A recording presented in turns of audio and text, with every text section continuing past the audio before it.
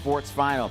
Troy hasn't played a close game this entire season, but head coach Jim Smith does not let off the gas in practice. We saw him in the preseason actually participating in drills. And if your coach is out there breaking a sweat, I mean, you got to bring it every Friday, right? Troy fighting for 6-0, facing Wellsboro for homecoming. And moving right along in the Northern Tier League, doing what they do, picking up win after win. Ethan Woodward handing the ball off to Jackson Taylor here, and Taylor gets tackled just a couple yards short of the end zone. The Trojans with a chance here. Woodward, the athleticism and the muscle to push forward into the end zone. The quarterback sneak. A few plays later, Troy gets it up 34-0. Troy going for a 2-point conversion here, and Woodward hands it off to Charles Oldroyd. And Oldroyd finds the end zone for another 2 points, 36-0 Trojans. Troy wins this one convincingly, 51-7. Staying up north, Canton hosting Wyalusing. Ben Fitch, he's got some abilities to pass and run under center here. Showing his arm off, zipping it in there for Zach Colton into the end zone. That sets them up for the next, actually not in the end zone, that sets up the next play. The Warriors have to fight it, and Hudson Ward using his running abilities to take it in for the touchdown to make it 7-0 Canton. Jumping ahead, it's 14-0 Canton. Warriors scored off a block kick, so it's now 14-0. Fitch keeps it himself, and look at him go, near side of the field. Still rolling all the way into the end zone to make it 21-0. Wyalusing Rams are able to get on the board, but it wasn't enough. The Warriors take this one 47-14. Canton area looking good. The Pocono Mountain West Panthers have won 3 games in a row. Chalk it up to the running game. The Panthers rolling there, chasing it in with more than 300 yards rushing last week. Helps when you practice against Mount Carmel during the preseason. The Pocono Mountain West Panthers on the road against the Pleasant Valley Bears. Third quarter, 13-7. Wes Ryder Bray under center. Connects with Brandon Evans over the middle. That's a 35-yard gain, and he's still rolling. Big plays always help you in this one. That sets up Ryder Bray. Forget passing because he's in on the quarterback sneak to make it 21-7. Pocono Mountain West. Fourth quarter, it's still 21-7. Jalen Drummond on fourth down. Twisting and turning. That's a gain of 10 yards.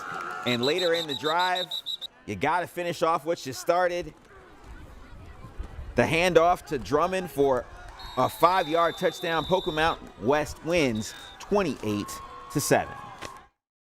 We prepared all week for this. We knew what they were going to run. They did it against us last year, and this year we just came prepared, stayed disciplined, crashed the right gaps, and we just stayed disciplined all night. And that was the first game all year we played great on all 3 phases of the game, special teams, offense, defense. We gave up that big play right off the bat, and they're like, oh boy, here we go. But we made our adjustments.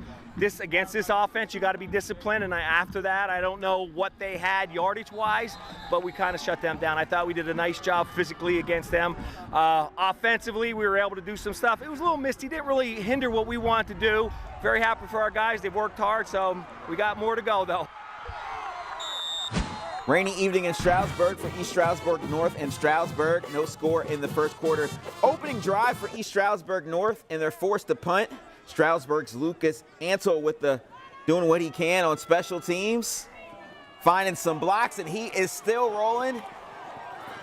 One more time there inside the 20-yard line. Later in the drive, William Francis taking advantage of a short field, takes it in from 1 yard out to make it 7-0 Stroudsburg.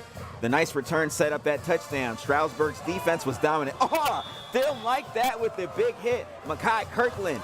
They picked up 2 safeties on defense in the second half. 7-0 Stroudsburg. Francis around the outside. That's a gain of 20, led to a field goal. Stroudsburg dominates the second half. Mounties win 42-0. Hughesville bouncing back from that Loyal Sock loss earlier this season. The Spartans found their identity, of course, running the football.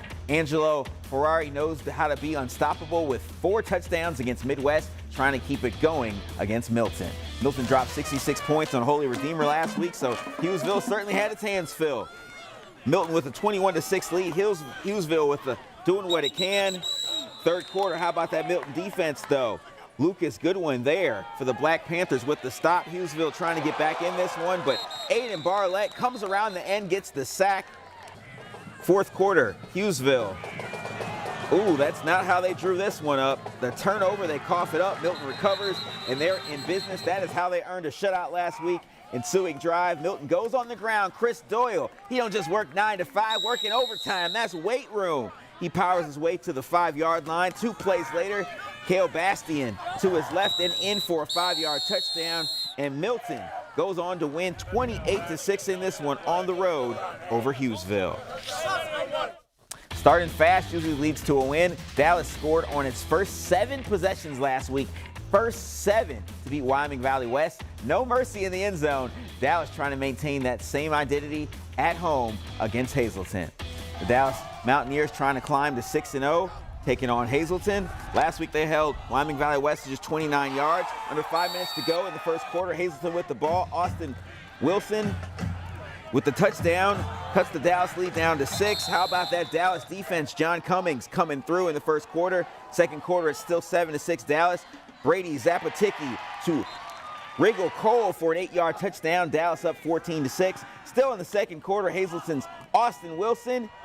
All that pass is intercepted. Mike Lewis coming through, and then Hazleton throwing deep. And, well, Hazleton takes advantage, can't take advantage of the turnover. Dallas coming through there. Dallas wins this one 42-14.